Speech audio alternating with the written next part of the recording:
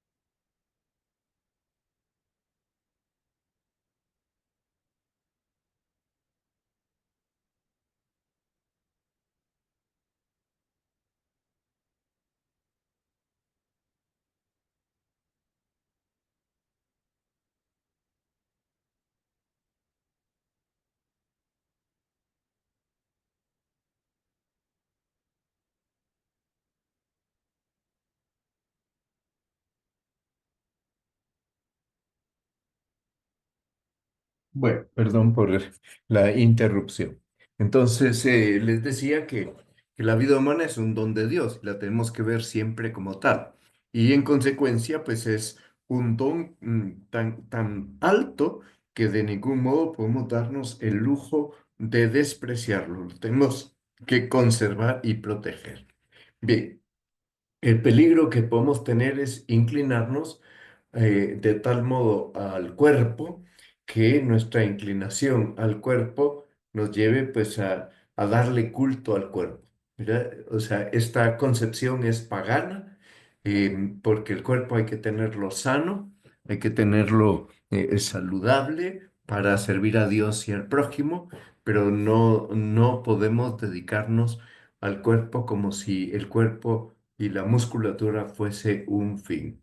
Bien, la virtud de la templanza es una virtud cardinal de las cuatro virtudes cardinales y nos ayuda muchísimo a superar cualquier desorden en la comida o en la bebida. Cuando una persona se embriaga, maneja a muchísima velocidad, pone en peligro su vida y la del prójimo, y aunque no haya ocurrido ningún accidente, aquello puede ser un pecado grave. Bien, por eso todo abuso de comida, alcohol, tabaco, medicinas, hay que controlarlo y cada uno tendrá que tener la valentía de enfrentar aquella tendencia, aquella inclinación que siente. Bien, ya sabemos que las drogas, cuando se abusa de las drogas, las medicinas son drogas, podemos hacer gravísimos daños a la salud de nuestro cuerpo.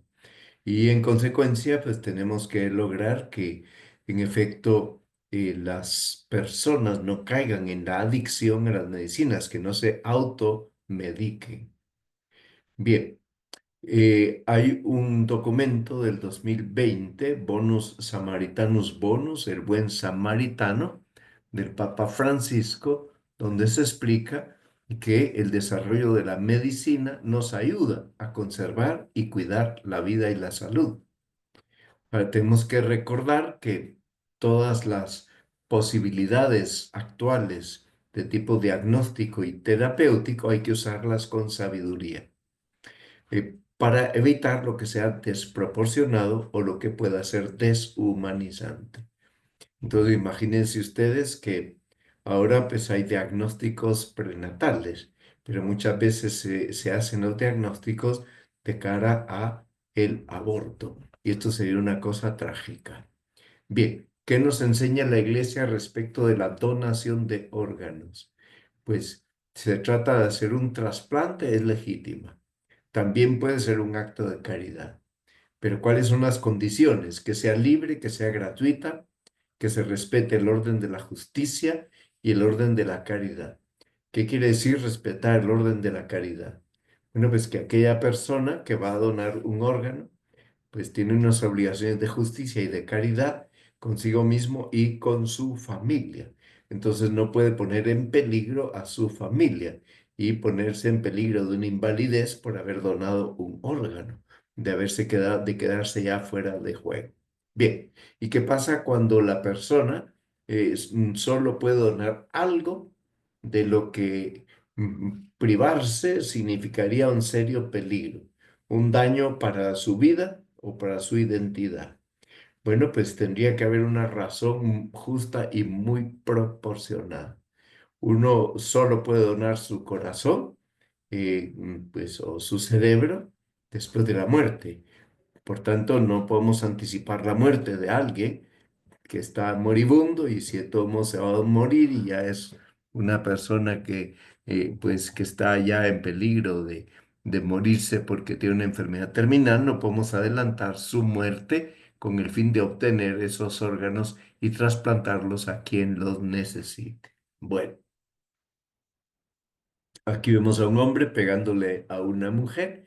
Bien, pues ese hombre puede perder totalmente los estribos, no debería tocarla, ¿verdad? Porque puede incluso darle la muerte. Entonces, este quinto precepto lo que nos manda es no matar. Y por supuesto se prohíbe darse la muerte uno a sí mismo. Bien, entonces está condenado golpear, herir o hacer daños injustos a las personas. En ese sentido, fíjense ustedes que hay deportes como el boxeo, pues en el que se puede hacer mucho daño a la otra persona o uno puede permitir que a uno se le haga mucho daño. Entonces, hay que ver, ¿verdad?, a qué tipo de peligros se expone uno y qué tipo de reglas hay que puedan, pues, fortalecer o proteger a los combatientes en el caso de estos deportes tan rudos como el boxeo o la lucha, para, pues, no exponerse. Y luego, pues, también está prohibido insultar, ¿verdad? O desearle el mal a una persona. Y entonces cualquier daño injusto que hagamos a una persona en su cuerpo, ya sea por mí mismo o que yo contrate a alguien que se lo haga, sea matar, herir, querer mal al prójimo, agraviarlo con palabras injustas, suicidarse o mutilarse, bueno, pues están prohibidos por este quinto mandamiento. Ciertamente alguna vez el médico nos recomendará mutilar algún órgano que esté enfermo y no queda más remedio que hacerlo por el bien del todo, pero no es el caso este del quinto mandamiento. Bueno, entonces es gravemente pecaminoso el homicidio directo y voluntario. Y en ese grave pecado caen los que cooperan, ¿verdad? Y pues obviamente el que coopera con la muerte del prójimo y el que le quita la vida, bueno, pues cometen un pecado tan grande que dice el Génesis capítulo cuarto que clama venganza al cielo. Bien, Evangelium Vitae, la encíclica citada del Papa San Juan Pablo II, nos dice que, fíjense la forma de hablar de Juan Pablo II. Es muy solemne la forma de hablar. Dice, con la autoridad conferida por Cristo a Pedro y a sus sucesores, en comunión con los obispos de la Iglesia Católica. Es un preámbulo muy fuerte. Confirmo que la eliminación directa y voluntaria de un ser humano inocente es siempre gravemente inmoral.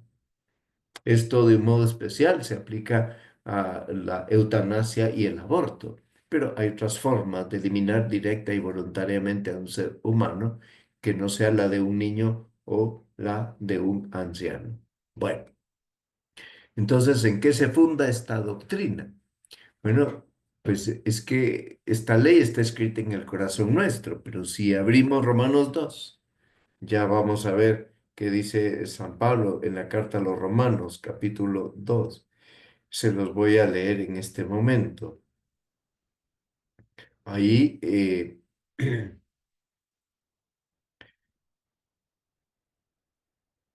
capítulo 2.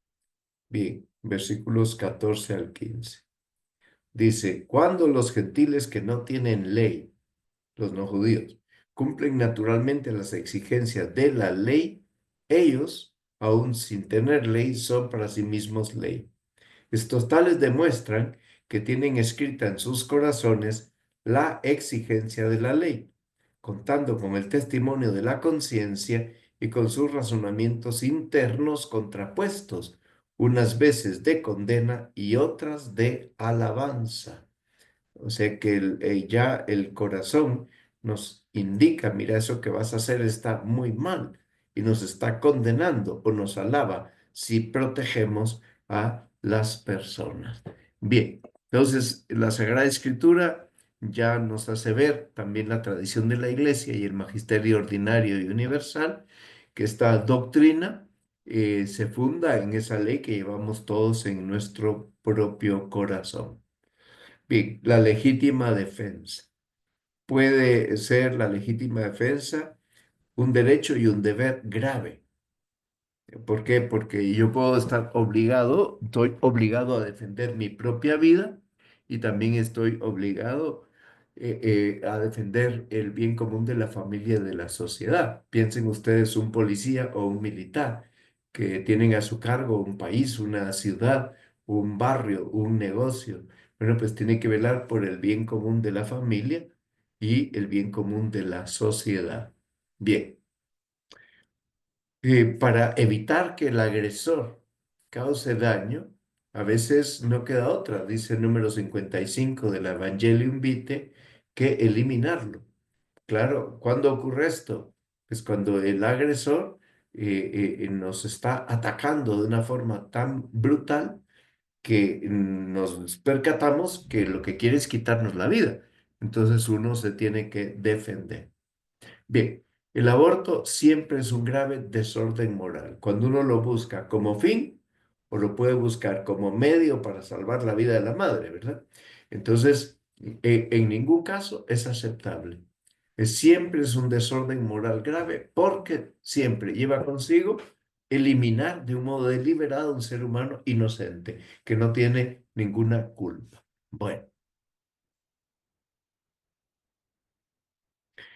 es una locura lo que tienen escrito estas personas en sus pancartas, ¿verdad? Cuando están defendiendo el aborto como un derecho humano o como algo puramente privado o peor aún, como algo que pone a la mujer la equipara con el hombre, en el sentido que como el hombre no puede abortar, bueno, pues ella porque él no queda embarazado, pues ella también tendría libertad de eliminar a aquel niño que ella considera no deseado.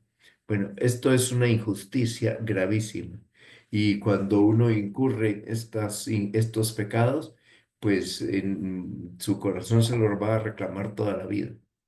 Hay un movimiento en la iglesia un proyecto que se llama Proyecto Raquel, que está en algunas parroquias y que está dedicado a ayudar a las mujeres que han abortado, no solo para darles consuelo y confianza y esperanza en Dios, sino para ayudarlas a salir adelante del síndrome en el que las va a perseguir toda su vida.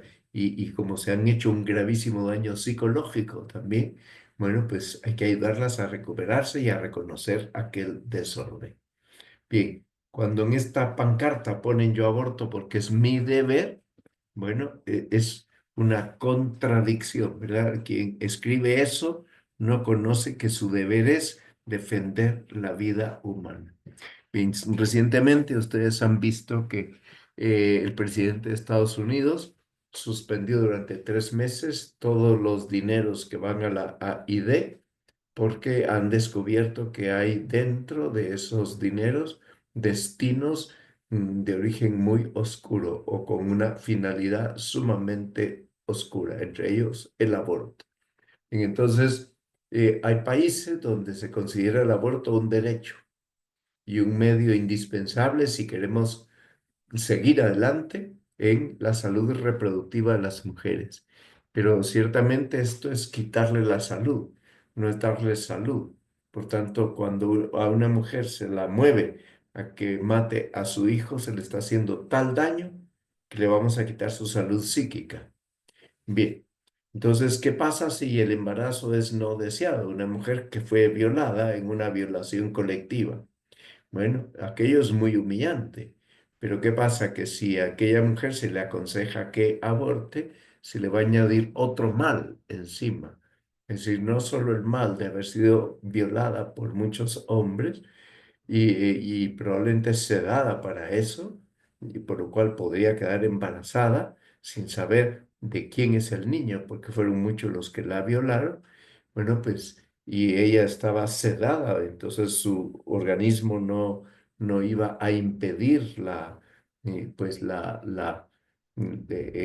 que el óvulo fuera alcanzado por el espermatozoide. Bueno, pues esta mujer quizá por estar presionada de esa manera, pues por esa angustia que lleva consigo todos estos traumas, bueno, pues tiene menos responsabilidad personal que quien acude de un modo frío ante un abortorio o un médico abortista para que le quite la vida a su niño. Bien. Bien, entonces hay iniciativas que ayudan a las madres a que sigan adelante con el embarazo. Algunas mujeres pues que son rechazadas en sus hogares por eso, porque no tienen marido o porque pues fueron violadas o por todos los motivos que ya ustedes conocen, pues van a afrontar muchas dificultades. Y, y bueno, a veces pues estas mujeres lo que hay que hacer es ayudarles a través de estas instituciones para que sigan adelante, que no interrumpan el embarazo, que no aborten y que puedan nacer la criatura. Y mejor si ellas se quedan con la criatura. Bien, a muchas mujeres no les informan adecuadamente sobre la realidad del aborto y sus consecuencias psicológicas y existenciales, que son negativas. Bien, entonces muchas veces ellas pueden decidir abortar por no estar informadas, porque si estuviesen informadas no decidirían abortar.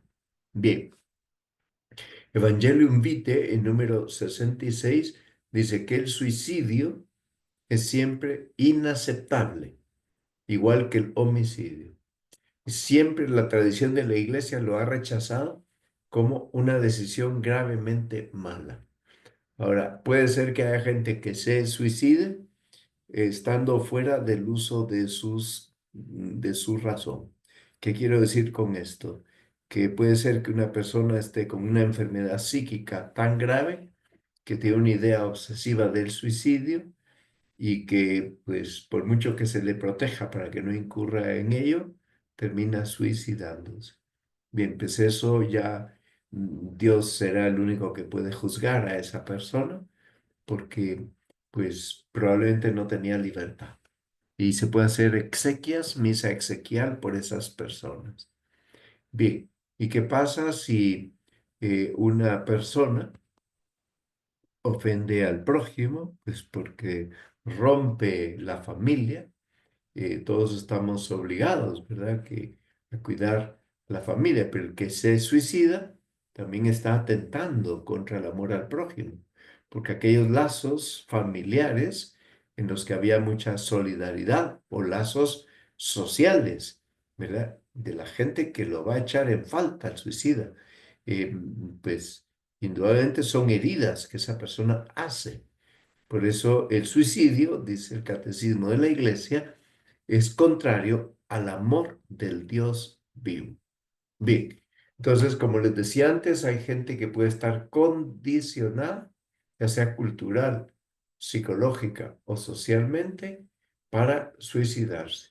Y ese condicionamiento puede ser tan fuerte que incluso llegue a anular la responsabilidad subjetiva del gesto suicida. ¿Qué hace la iglesia? Encomendar sus almas y su eterno descanso. Piensen en culturas como la del Japón, donde las personas, si son despedidas de su trabajo, piensan que pues han fracasado y que por tanto ya no vale la pena vivir.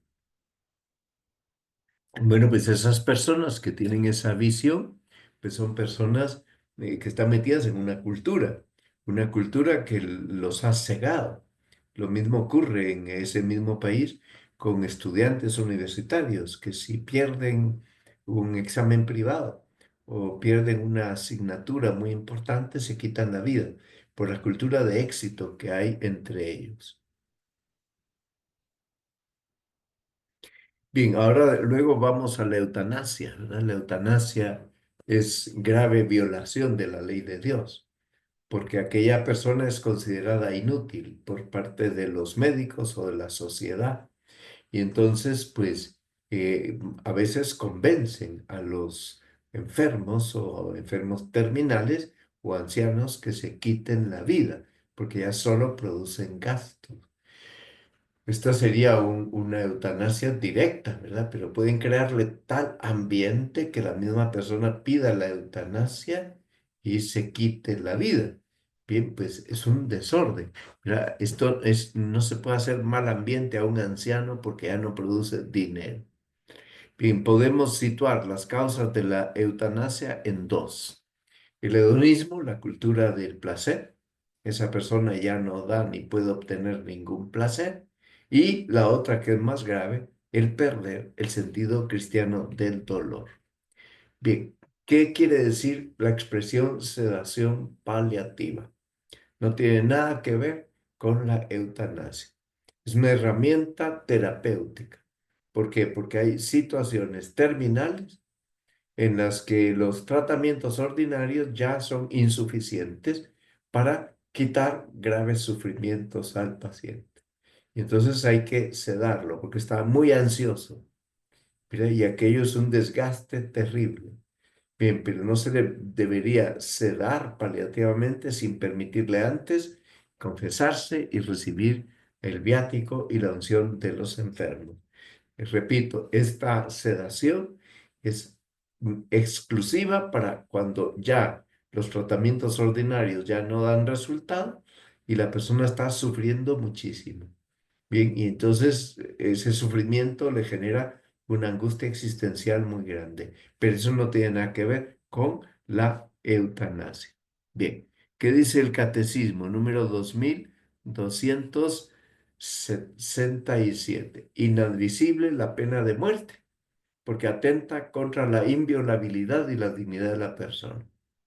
La Iglesia se compromete para luchar por la total abolición de, esta pena en todo el mundo. Bien, ¿y qué pasa con los secuestros y con los rehenes? Bueno, pues secuestrar a una persona o tomar rehenes es ilícito. ¿Por qué? Porque trataríamos a las personas como medios para obtener fines injustos. Son contrarios a la justicia y a la caridad. Y ahí está el terrorismo y ahí está la tortura. A esta chica la están obligando a entrar en un carro. Bien, la quieren secuestrar. ¿Y qué pasa si yo me amputo una pierna o una mano para que me cubra el seguro de vida o el seguro social? Bien, pues las únicas amputaciones que son prescritas por los médicos, cuando son honrados los médicos, son las amputaciones por la salud del cuerpo, pero que no llevan consigo amputarse un órgano sano. ¿Por qué digo esto? Porque hay médicos que recomiendan la esterilización masculina o femenina, que llevan consigo amputaciones en órganos que están sanos. ¿Ya? Y todo el asunto es que ya no quieren tener más hijos o ya no pueden tener más hijos. ¿De acuerdo? Si no pueden tener más hijos, Dios no les pide que los tengan, solo les pide que sean cuidadosos de los métodos naturales. Bien, hay médicos que aconsejan a la mujer que pues no es una amputación en directa, sino que le aconsejan y que ellos le pueden hacer les pueden quemar las trompas de falopio, una cauterización. Pues viene a ser lo mismo. Bien, el Evangelio de San Mateo nos habla del escándalo como causa de homicidio. Mira, el que escandalice a uno de estos pequeños que creen en mí, más le vale que le cuelguen al cuello una piedra de molino y le echen al mar. Bien, esta actitud, este comportamiento, induce a otro a hacer el mal. Bien. Voy a dejar ahí la exposición para que puedan ustedes preguntar lo que quieran preguntar.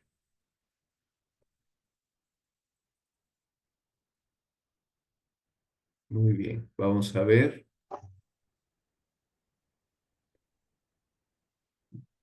si alguien quiere preguntar. Don Mario, buenas noches. En ese Sí. contexto, la pena de muerte aprobada por un país para Sí, defender a la sociedad sería sí. válido. Bien, entonces ese es el ejemplo de un ejemplo que la iglesia está intentando evitar, ¿verdad? Porque sí, que defender a un país de una persona que es un dictador, ¿verdad? A quien lo van a eliminar. Bueno, eh, más valdría poder conseguir que no le quiten la vida y que deje de ser el dictador. Bien, eso no es tan simple. Lo estamos viendo en Venezuela, ¿verdad? Lo estamos viendo en Nicaragua. No es tan simple quitar de en medio al dictador sin quitarle la vida. Pero otra cosa es la guerra justa. En la guerra justa hay inevitablemente muertos, sí, pero quienes van a la guerra justa tienen que tener claro en su cabeza que aquella guerra ellos no se pueden ensañar en la muerte del enemigo. Bueno, espero con eso haber contestado. Sí, don Mario, muchas gracias. Muy bien. Sí, Julio, Buenas noches, don Mario. buenas noches. Mire, en las guerras se supone que hay reglas o como el hombre Sí, las ha inventado y cuando sí. hay combates, póngale contra el comunismo, ¿qué es lo que prima ahí?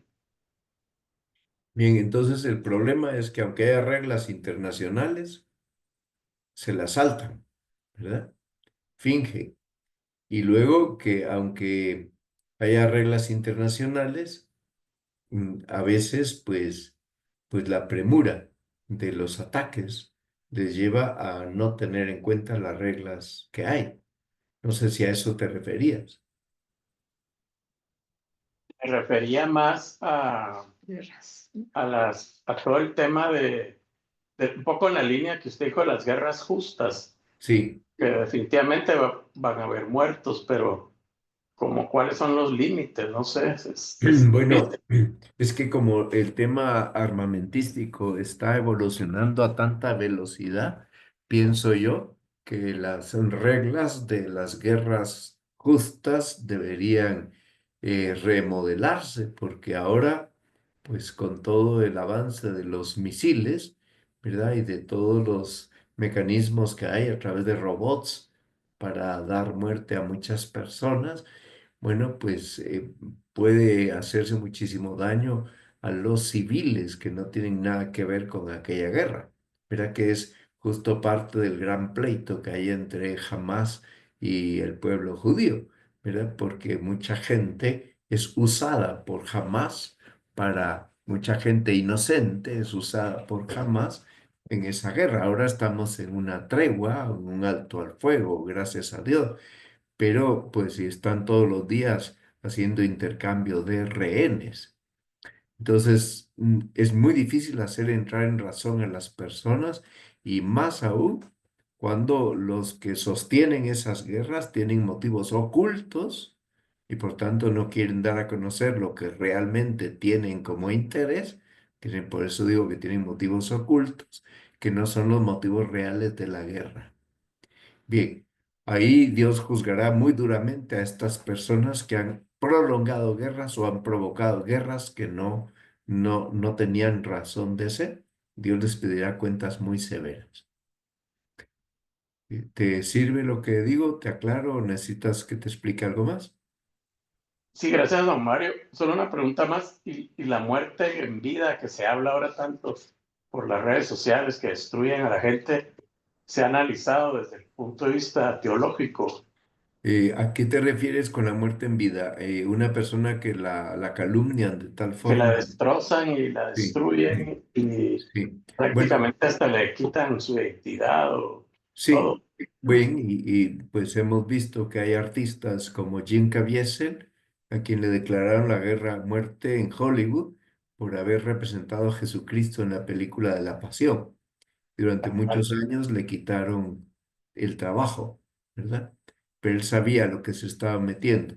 Ciertamente esos son pecados gravísimos, pecados contra el quinto mandamiento, porque son pecados de muchas veces de calumnias, ¿verdad?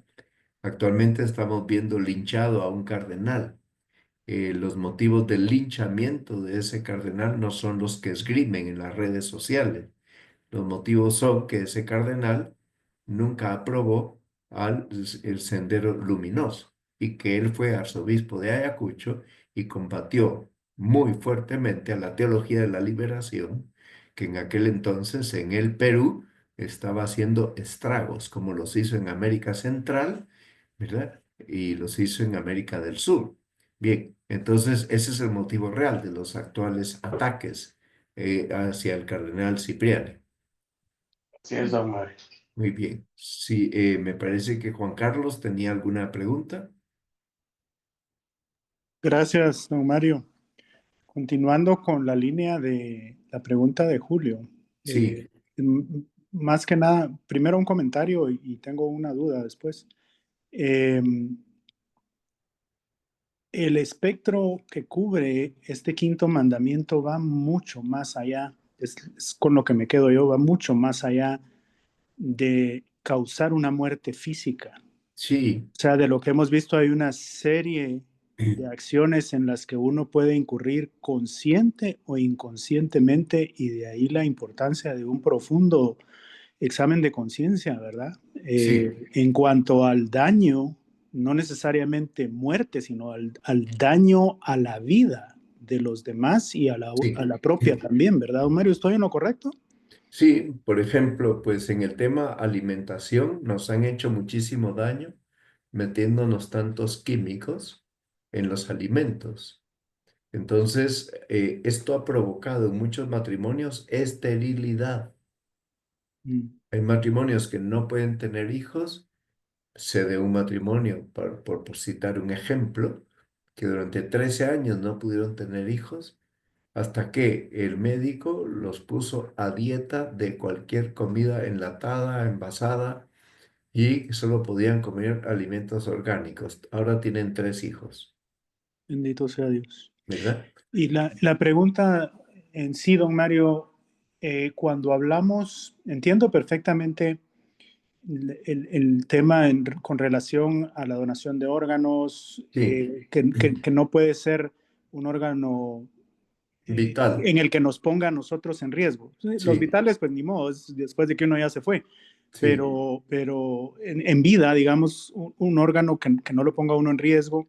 Entiendo lo de las amputaciones, por ejemplo, el ejemplo que usó usted de la esterilización, y entiendo lo de las mutilaciones también. sí. Hoy en día, y especialmente entre la población joven, y pido disculpas si estoy tocando a alguno de los presentes, pero quisiera escuchar una opinión en relación a los tatuajes, don Mario, y a esa cultura al tatuaje que se tiene hoy en día. Bien, yo creo que la cultura de los tatuajes obedece a un tema muy profundo de las generaciones actuales. ¿Cuál es el tema profundo? El nihilismo. Al considerar que no hay nada más allá de esta vida, eso quiere decir nihilismo, nihil con H en medio, significa nada. Entonces no hay ninguna esperanza en el mundo futuro. Por eso el Papa Benedicto XVI hizo una encíclica sobre la esperanza, Spe Salvi, y el Papa Francisco ha declarado un año santo dedicado a la esperanza, que se llama el Jubileo de la Esperanza, que tiene un himno precioso y que se espera que muchísima gente renueve la virtud de la esperanza. Bien, entonces, cuando una persona se tatúa, es porque en el fondo piensan que su cuerpo es absoluta propiedad de él o de ella y que como no hay nada más allá, no hay nada que proteger. Y luego, porque desprecian al creador, como son nihilistas, pues yo soy el dueño absoluto de mi cuerpo y por tanto no descubro la belleza que hay en mí y quiero embellecer, entre comillas, mi propio cuerpo añadiéndome un tatuaje. Pero muchos que hacen esto, se ponen piercings, tatuajes, desconocen esto que estoy diciendo. Sencillamente tienen una grandísima ignorancia religiosa y han crecido en una cultura ya nihilista, en una cultura en la que piensan que su vida es una casualidad, un fruto del azar, pero que no hay ni una vida futura. Rezamos en el credo todos los domingos, creo en la resurrección de los muertos y en la vida del mundo futuro. Así concluye el credo. Bueno, pues es un ataque justamente a este capítulo tan serio, el último artículo del credo. Sí, Julio. Don Mario, y los que se ponen cosas religiosas y imágenes muy lindas que Sí, ha cambiado tantísimo el sentido de los tatuajes desde que aparecieron en el escenario hippie, ¿verdad? Que en efecto ocurre lo que tú dices, ¿verdad? Se pintan una imagen de la Virgen de Guadalupe en el pecho o en la espalda, o un crucificado o un divino rostro. No tiene ese sentido del nihilismo del que yo les hablaba, que está más bien vinculado a aquellos que por no creer en la vida del mundo futuro, piensan que ellos, su opinión es la última y definitiva instancia de cualquier cosa y se entregan a imitar modas que son modas provenientes de un mundo en el que falta la esperanza en Dios.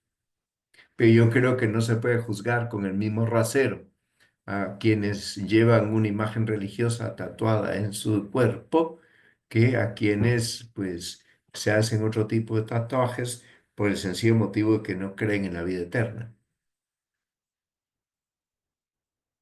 Gracias, don Mario. Muy bien. Bueno, pues con Don esto Mario, yo tengo una duda también. dime. Sí, buenas noches. Y buenas noches, Eh, Alfredo. disculpe, las almas de los bebés que son ya sea abortados Sí, o por una pérdida natural, sí, he oído teólogos de dos bandos que dicen que se van al infierno y otros que se van al cielo por misericordia, ¿verdad? ¿Cuál bien. sería su postura y tal La vez una opción? Sí, la postura de la iglesia, Alfredo, es que Dios solo nos ha mostrado el camino del bautismo para la salvación, pero que Dios es infinitamente libre para tener otros caminos que no conocemos, con los cuales esas criaturas se salvan. Y por tanto los confía a la misericordia de Dios. Y en la liturgia está aprobada las exequias para un niño muerto sin bautismo.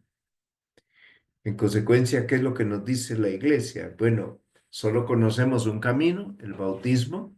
Sin embargo, confiamos en la misericordia de Dios porque aquella criatura no ha cometido ningún pecado por sí misma. ¿De acuerdo? Nació con el pecado original, eso es cierto, sí, pero Dios puede tener otros procedimientos para perdonar del pecado original a esa criatura. Sí, Rafa, Buenas noches. buenas noches. En relación al quinto mandamiento, eh, yo soy diabético.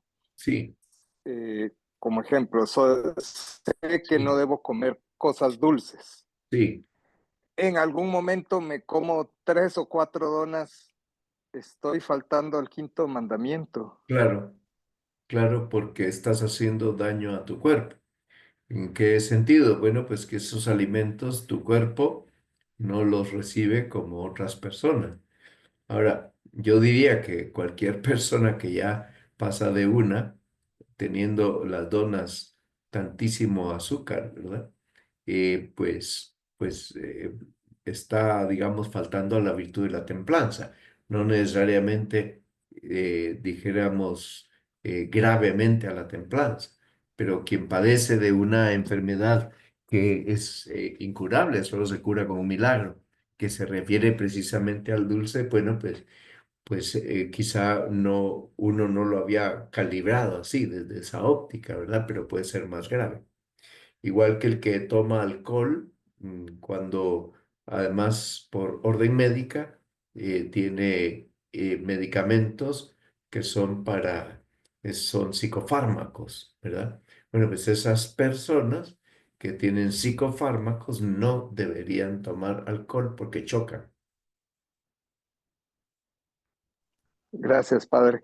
Muy bien. Supongo que igual la negligencia al tomar medicamentos Sí, sí, para tratar una enfermedad, sí, ya sea por descuido, por falta de voluntad o por rebeldía, sí. también atenta al quinto mandamiento. Exactamente, porque pueden llevarlo a uno a un estado de postración o de gravedad en su enfermedad por no haber sido disciplinado en algo que ya no era una posibilidad, una hipótesis médica, sino que es que era una enfermedad ya declarada.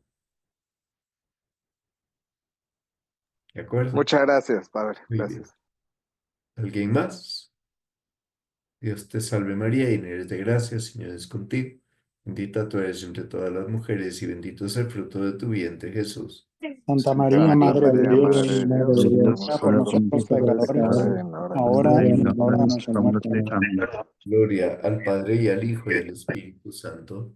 Como en un Bueno, principio, ahora y Ahora y siempre, por los siempre, siglos por de los los siglos de los siglos. siglos. Amén. amén. San Gabriel, Ruega por Ruega por nosotros, nosotros. San Pablo. ruega por Ruega por nosotros. nosotros. Bueno, que Dios los acompañe, que la pasen muy bien. Muchas Buenas gracias. noches.